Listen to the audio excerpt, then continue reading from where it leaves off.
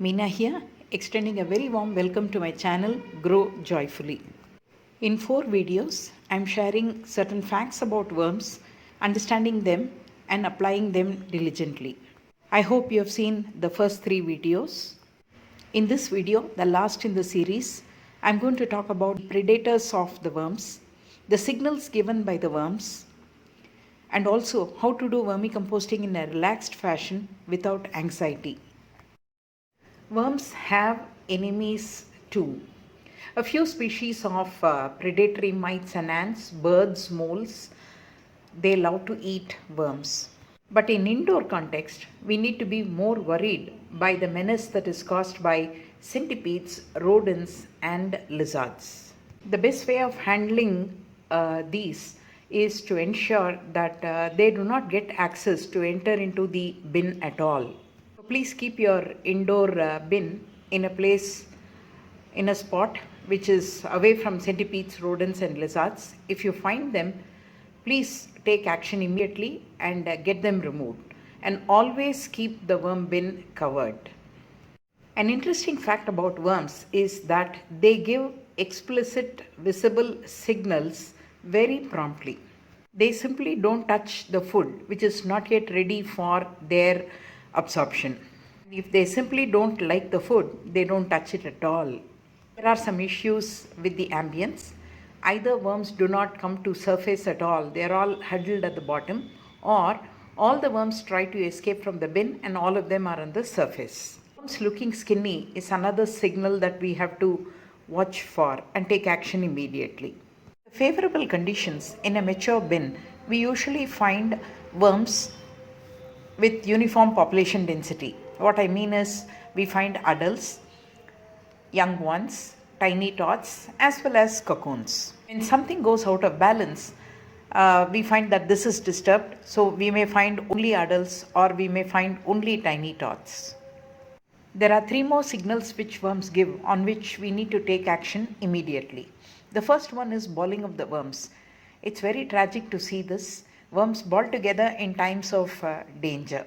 Second is mass exodus. A lot of worms are there on the surface or on the edge of your bin, and they are trying to escape from the bin.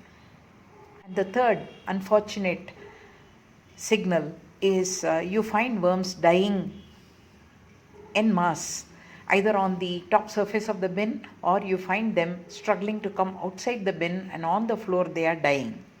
We'll observe these 3 signals only when some factor is totally out of balance in the bin and it has become completely unacceptable and dangerous for the worms.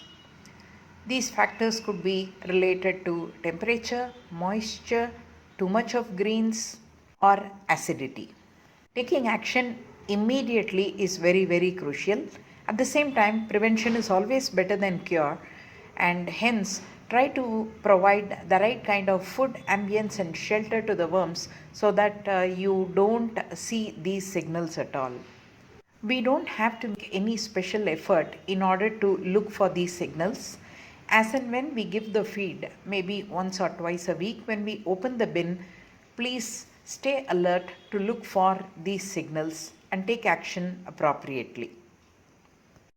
If worms get anxious about changes happening in the environment, what about us humans? In the initial stages, we may get to be very, very anxious. We should avoid going anywhere close to the bin because worms, we know, hate light, sound, and vibrations. And we are disturbing them and causing undue discomfort by opening the bin unnecessarily or regularly.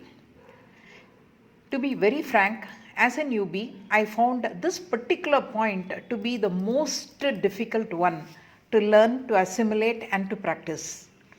I simply could not leave my worms alone. The questions that were in my mind were, what are they doing? Are they eating well? Have they pooped? Are they mating? Have tiny tots emerged? Can I showcase my worms to others, my friends, etc.? So all these are a strict no-no. Please do not open the bin unnecessarily at all. For feed, for example, you may open once a week.